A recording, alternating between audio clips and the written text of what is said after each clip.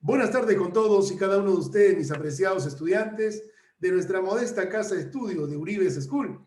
Te saluda tu profesor César Gerardo Uribe Guamaní, profesor responsable del curso de Historia del Perú, acá en nuestra modesta casa de estudio de Uribe School. Y el día de hoy, jueves 27 de mayo, esta clase va dedicada con mucho cariño a los estudiantes de la prepromoción del cuarto año de secundaria, sección A. Bien, señoras y señores, abrimos los telones para presentar en esta oportunidad una nueva sesión de clases. Nosotros en la clase anterior estábamos hablando acerca de la creación del virreinato en el Perú. Y todos sabemos que el virreinato en el Perú, pues fue un tiempo en el cual España tuvo en sus manos, abrazó el Perú como colonia para explotarla, para depredarla como tal.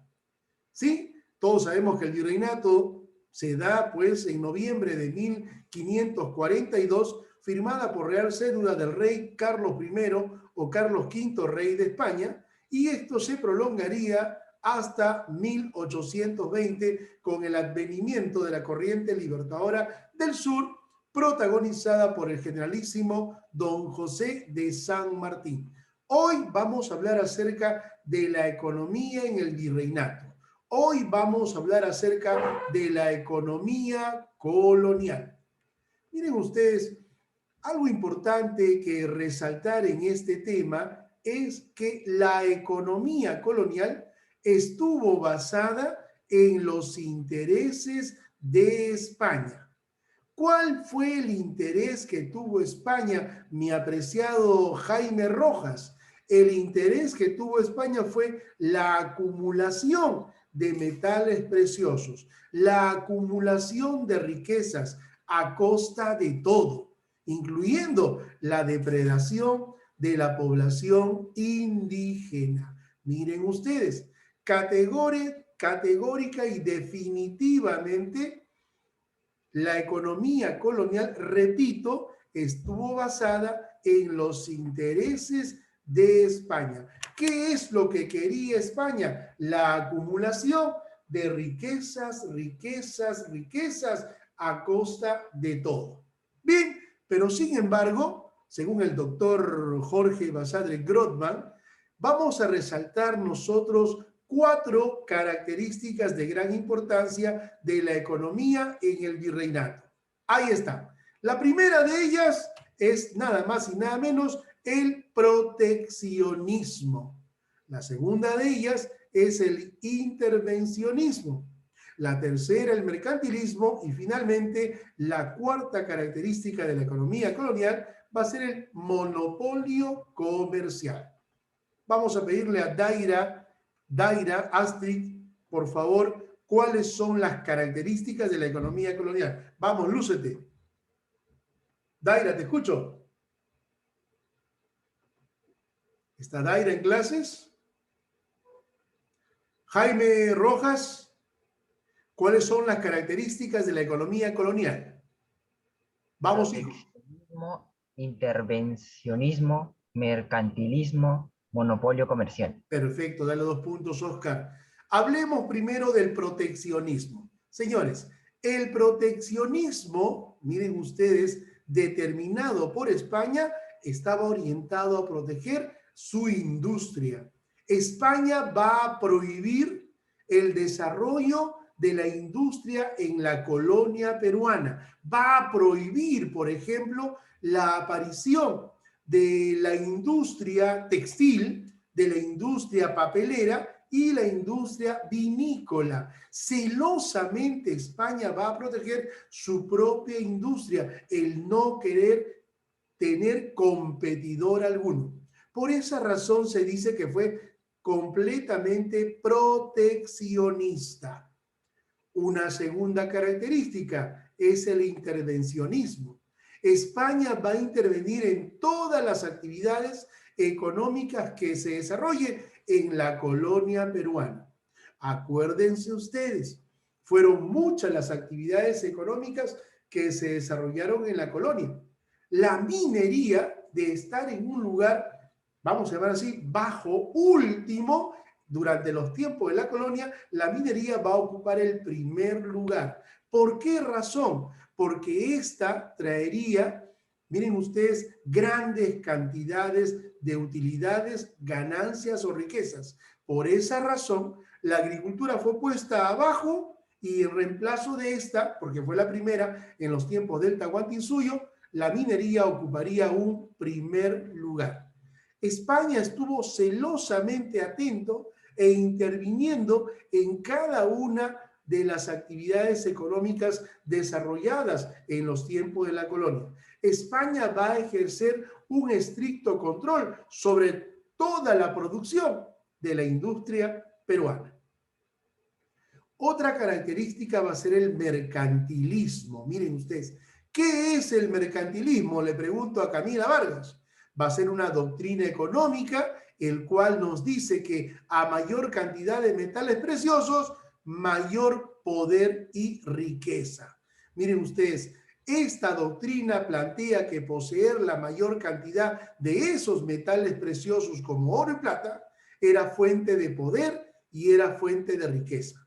España tuvo un pensamiento, un sentimiento completamente mercantilista, depredador. Por esa razón obligó al indígena a trabajar, miren ustedes, a trabajar, y para maquillar este trabajo que era obligatorio, se les daba míseras retribuciones, miserables retribuciones paupérrimas a los indígenas. Los indígenas trabajaban desde muy temprano. Señores, el día tiene 24 horas y los indígenas trabajaban en condiciones infrahumanas 20 horas diarias. No había español que no esté con un látigo en la mano presionando al indígena para que éste pueda trabajar en los distintos tipos de minas o trabajos en los tiempos vamos a llamar así, de la colonia. El español se enteró que proporcionándole y dándole al indígena hoja de coca, tendría, ¿qué cosa? Un ahorro completo, tendría mayor productividad, porque esto generaría en el indígena mayor potencial para trabajar, así como también reducía el apetito alimenticio. Por esa razón no había indígena que pase los 33, 34, a los 35 años ya estaba postulando a cadáver. Miren ustedes, ¿por qué razón? Debido a la explotación, a la marginación, a la depredación y las condiciones inhumanas, infrahumanas, que el indígena trabajaba en forma obligatoria, todo aquel varón entre 18 a 50 años. Otra característica fue nada más y nada menos el monopolio comercial, llamado también exclusivismo. El monopolio comercial. ¿Qué fue el monopolio comercial? España, escúchame bien, Sebastián, Jaime, España prohibió a todas sus colonias en América comprar, negociar, comercializar con otros países que no fuera España.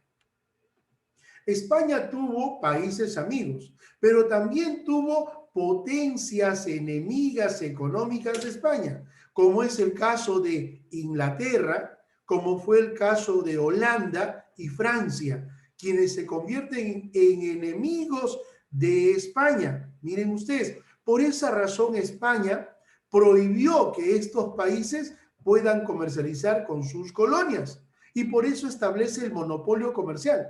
Pero este monopolio comercial trajo como consecuencia un boicot definitivamente completo. ¿Por qué razón? Porque Inglaterra, Holanda y Francia cogieron los productos de la industria española, mira, lo copiaron, lo plagiaron, lo imitaron tal cual y se propusieron venderlo a las colonias de América a un menor costo de los que vendía nada más y nada menos España. Esa actitud de copiar, esa actitud de plagiar o imitar los productos de la industria española va a ser conocida en la historia como la aparición de la piratería. O sea que debido a el monopolio comercial o el exclusivismo establecido por España, Aparece como consecuencia nada más y nada menos. Primero, la piratería. ¿Qué cosa fue la piratería? Fue el plagio, fue la copia, fue la imitación que hicieron las grandes potencias competidoras enemigas de España a los productos de la industria española. ¿Con la intención de qué? De venderlos a precios menores. Yo le pregunto a Sebastián Carvajal, ¿qué fue la piratería? Vamos, Sebastián, lúcete, por 2 puntos.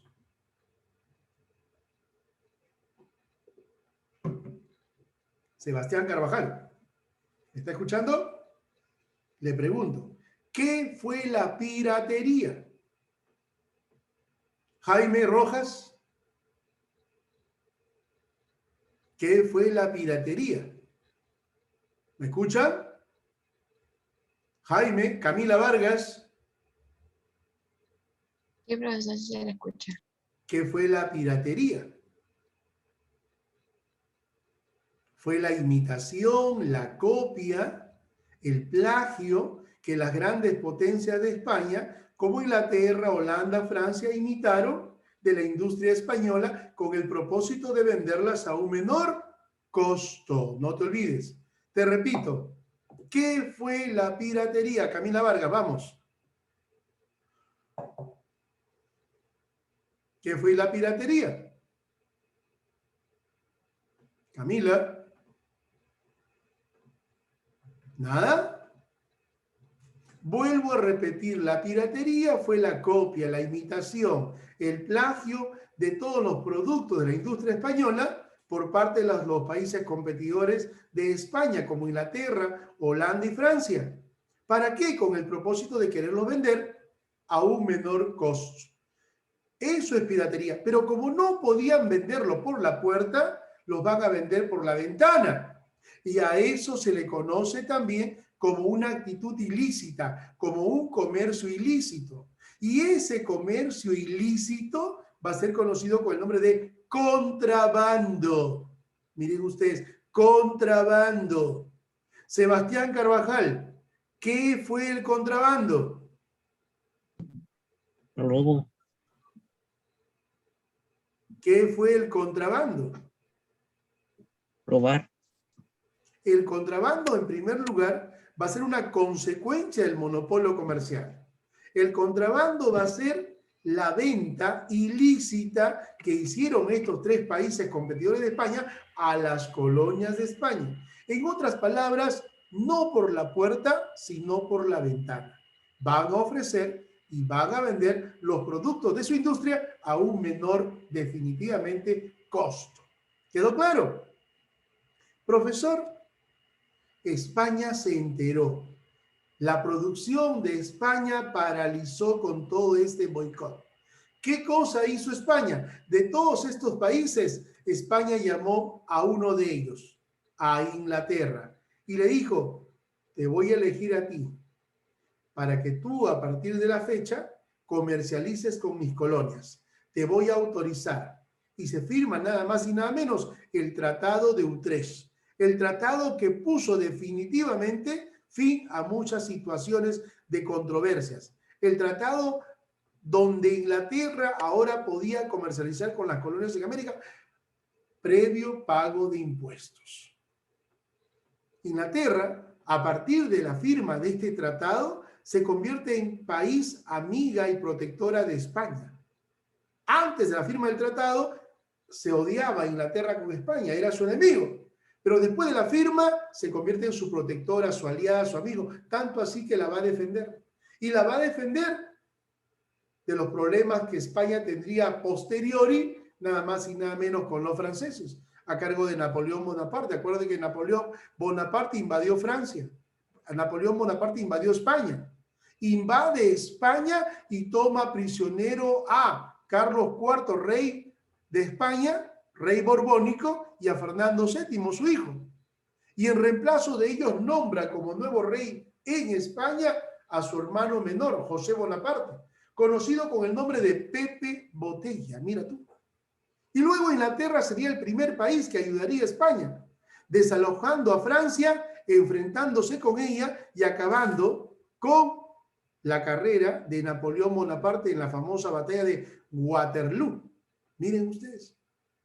Entonces, profesor, después de la firma del Tratado de Utrecht, ya Inglaterra se convierte en el país que podía comercializar con sus colonias. España, a cambio de un impuesto, otorgaría en adelante el navío de permiso, el derecho de asiento, el navío de registro y finalmente, ya por los años 1778, cuando gobernaba el rey Carlos III, rey borbónico, España establece nada más y nada menos el comercio libre. Ya, dice España, todo aquel que quiera comercializar con mis colonias, que lo haga, pero que pague sus impuestos. Mira tú, de esa manera se dio este desarrollo como consecuencia del llamado monopolio comercial o exclusivismo. Finalmente, España, 1778, terminaría otorgando el denominado comercio libre. Bien, esto pudo hacer que España respire con tranquilidad. Con el transcurrir de los tiempos, de los años, aparecería otro gran problema para España: la aparición de unos temibles asaltantes y malhechores en el mar de las Antillas. La aparición de los aventureros, piratas y corsarios. ¿Quiénes eran los piratas y corsarios? Señores, el pirata era un hombre aventurero, eran hombres aventureros que robaban, mataban, asaltaban, incendiaban y hundían barcos mercantiles de España. El pirata hacía todo eso y lo hacía para sus propios beneficios, o sea, para su bolsillo. En cambio, el corsario hacía lo mismo que el pirata, pero no lo hacía para su bolsillo, lo hacía para ayudar a sus países. O sea, en otras palabras, estamos hablando de un beneficio colectivo. Mira tú, eso es lo que hacía categóricamente el corsario, a diferencia del pirata. Pero los dos eran delincuentes comunes, delincuentes y asaltantes en el mar. El centro de operaciones de los piratas y corsarios era o fue el mar de las Antillas, en Centroamérica. ¿Qué dijo España? No puede ser. Mis barcos mercantiles ya no están llegando al puerto principal de Cádiz. Es que había puertos donde los barcos mercantiles llegaban, puertos de tránsito. Por ejemplo, acá en el Perú, el puerto principal fue el puerto del Callao. En Centroamérica, en Panamá, el famoso puerto de Portobelo. En México, el famoso puerto de Veracruz. Y en Chile, el famoso puerto de nada más y nada menos Valparaíso. Ahí llegaban los barcos mercantiles, llegaban y también se iban con destino al puerto de Cádiz. Y estos barcos, cuando pasaban por Centroamérica, eran asaltados, eran saqueados y luego incendiados y hundidos, apoderándose de todo los piratas y corsarios. ¿Qué dijo el rey? No puede ser. Ya sé, dijo el rey. Voy a enviar mi barco mercantil y atrás un buque de guerra con cañones de largo alcance. A ver si el pirata o el corsario se acerca. ¿Y sabe lo que pasó? Los piratas y corsarios no creían ni en su propia madre. Estos arrasaron con los barcos mercantiles y con los buques de guerra también. No les importó absolutamente nada. No, dijo España, ¿qué hago? Hasta que España se puso a pensar y dijo, ya sé. Pirata, corsario, ven. Llamó a los piratas y corsarios y entre ellos había figuras destacadas como, por ejemplo, nada más y nada menos Francisco Drake, así es, John Hawkins, William Spitfire, Walter Raleigh, el pirata Frederick Morgan, entre otros. Este último, Morgan, arrasó con el puerto de Panamá, con el famoso puerto en Portobelo de Panamá, en plenas ferias. ¿A qué se llamaron ferias? Eran aquellos lugares en los puertos donde después los barcos mercantiles desembarcaban, sacaban su mercadería, traían las novedades de España y la vendían en América, en los distintos puertos. Y ahí se armaban tiendas, toldos, Esas eran las ferias. Dice que el pirata Morgan, en plena feria en Portobelo, arrasó con el puerto de Panamá. Y acá en el Perú, el virrey de aquel entonces tuvo miedo. ¿Quién fue el virrey de aquel entonces? Manuel Antonio de Amati Jr. Este se preocupó muchísimo. Tanto así dijo, no, la ciudad de los reyes no puede ser saqueada. Y mandó a construir nada más y nada menos los castillos del Real Felipe en el Callao, o la fortaleza del Real Felipe. ¿Para qué? Para que sirva como barrera protectora y no dejar que los piratas y corsarios se apoderen de nuestra ciudad capital. Miren ustedes. Entonces, ¿qué hago? Dijo. ¿Qué hago? Dijo la corona española. Llamó al pirata, llamó al corsario y le dijo, tengo un trato para ti. ¿Cuál? Quiero que no asalte mis barcos. Más bien, en lugar de asaltar mis barcos, asalta otros barcos de mis países competidores. A cambio de pago. Voy a pagarte. 2, te entregaré títulos nobiliarios para que no seas una persona aventurera e informal, sino que pases a una vida formal y decente. Te llamarán duque, marqués, conde, barón, etc. A cambio de dinero. Y más bien, no asalte mis barcos. Cuídame. Asalta otros barcos de la competencia. El pirata y el corsario se miraron y aceptaron. Estrecharon su mano. Acordaron ya más no asaltar barco español, sino cuidarlos. En lugar de asaltar barcos españoles, asaltemos otros barcos. ¿Cómo se llamó ese acuerdo entre el pirata y corsario? ¿Cómo se llamó ese acuerdo entre pirata y corsario y la corona española?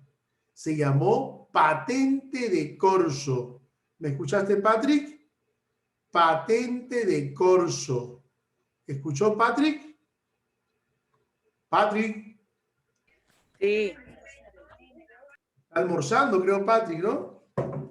Si le pregunto a Patrick José Junior Chumpitaz Gutiérrez, le pregunto, ¿qué fue la patente de Corso? ¿Qué me dirá Patrick? ¿Cuál es tu respuesta? Patrick, ¿cuál es tu respuesta? ¿Qué fue la patente de Corso? Fue el acuerdo que se hizo, que hicieron los piratas con los españoles. Piratas con la corona española, para que sus barcos no sean asaltados, sino en lugar de asaltar sus barcos, asalten otros barcos de la competencia. Eso se llamó patente de Corso. Correcto, hijo, muy bien. Dale 2 puntos a Patrick Chumpitaz, que está almorzando. Bien, entonces, de esa manera, la corona española pudo tranquilizarse, respirar profundo para seguir desarrollando, ¿no?, esa actitud en este escenario de la ciudad de los reyes. Seguimos. Miren ustedes. Ahora vamos a estudiar las formas de trabajo. Las formas de trabajo, nada más y nada menos en la colonia. Y una forma de trabajo donde se depredaba a la población indígena fue categóricamente la mita. ¿Qué fue la mita? En la colonia ese concepto se distorsionó. En los tiempos del Tahuantinsuyo la mita era el trabajo voluntario que se hacía por turnos en beneficio, pues, del Estado. Pero acá en la colonia la mita fue un trabajo obligatorio que lo hacían los varones entre 18 a 50 años.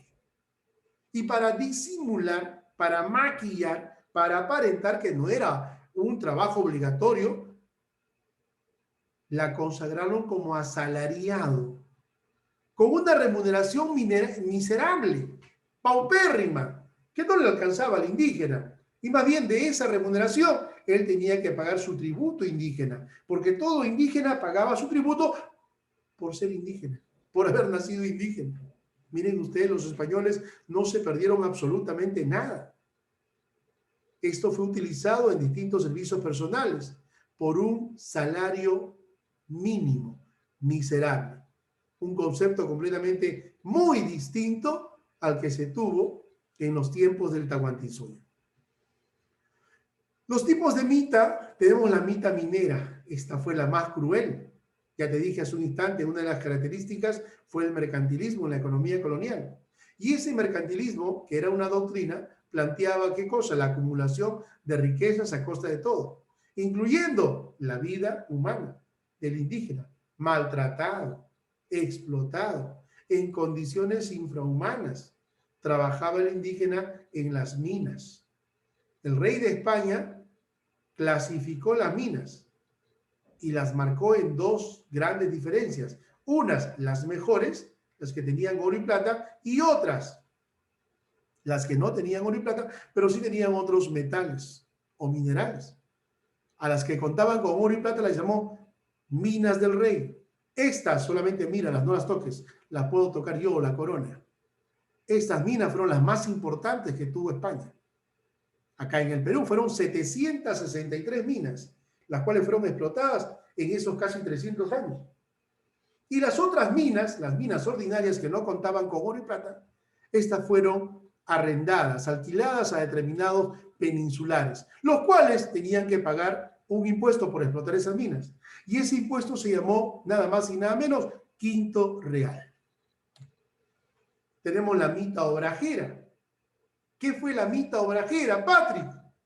Fueron los centros o fueron los talleres donde se fabricaban telas. Principalmente la población indígena se encargaba de esto para después confeccionar las prendas de vestir en la colonia. Tenemos la mita agrícola, el trabajo obligatorio realizado por los mitayos en las tierras del Estado. Tenemos la mita de plaza, las faenas laborales realizadas por mitayos en las ciudades a un plazo determinado, un plazo semanal, construyendo templos, municipios u otros trabajos que se realizaban en la urbe. Miren ustedes, formas de explotación. Tenemos la mita faltriquera, cuando los indios ricos pagaban para no ir a la mita, ¿no? Tipo caso los caciques. Los mingados, el indio que vendía su fuerza de trabajo en las minas por un pago mayor. Tenemos los pongos, servicio doméstico para los españoles.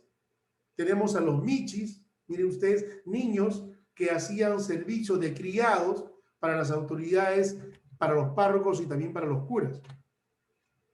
Tenemos el guarache, que era el trabajo indígena en las minas, a doble turno. ¡Wow! Esto era sumamente mortal. Tenemos el yanaconaje, el trabajo perpetuo en los latifundios a cambio de una parcela, de una extensión de tierra. Luego tenemos la tributación colonial. España no se quiso quedar atrás. Quiso llevarse todo a costa de todo. Menos mal, mis apreciados estudiantes, no se llevó todo, sino cómo estaríamos. España va a intervenir en todas las actividades económicas. Y cuando digo va a intervenir en todas las actividades económicas, a través de la creación de impuestos y tributos, como el almojarifazgo, el alcabal, la avería, quinto real, lanza, mojonazo, diezmo, primicias, derramas, nata y el famoso tributo indígena. Sí, señor. Los indígenas entre 18 a 50 años tenían la obligación de pagar un impuesto por ser indígenas. Miren ustedes. Y así, otro impuesto, el famoso cabezón y la alcabala de Hacienda por tener una propiedad o tierras y por producir y por hacer producir sus tierras tenían que pagar ese tributo indígena. Miren ustedes. Así es, mis apreciados estudiantes de nuestra modesta casa de estudios. Bien, hasta esta clase, señores, será la evaluación final de la próxima semana. Con esta clase estoy terminando y cerrando con broche de oro el primer trimestre académico. Hasta esta clase será la evaluación de la próxima semana. Viene desde el primer día que nos conocimos hasta el día de hoy. Luego de esta pausa, usted va a ingresar nuevamente a la sesión para desarrollar nada más y nada menos esta práctica. Tenemos ahí 5 preguntas para responder y 5 preguntas para contestar, para interpretar, para argumentar, para redactar. No quiero que me pongas un renglón de respuesta. Lléname todos los renglones de respuestas. Seamos alumnos interpretativos. Alumno que me coloca una sola palabrita, un solo renglón, no lo voy a calificar. Tiene que estar todo completamente llenado los renglones. Tienen que aprender a argumentar ustedes y a redactar, mis apreciados estudiantes. ¿Sí? Gracias a cada uno de ustedes, mis apreciados estudiantes del cuarto año de secundaria sección A. Fue tu profesor César Gerardo Uribe Guamaní, profesor responsable del curso de Historia del Perú acá en nuestra modesta casa de estudios. Gracias. Buenas tardes con todos y cada uno de ustedes. Nos vemos. Gracias, Patrick. Gracias, Camila. Gracias, Harumi. Gracias, Jaime. Buenas tardes.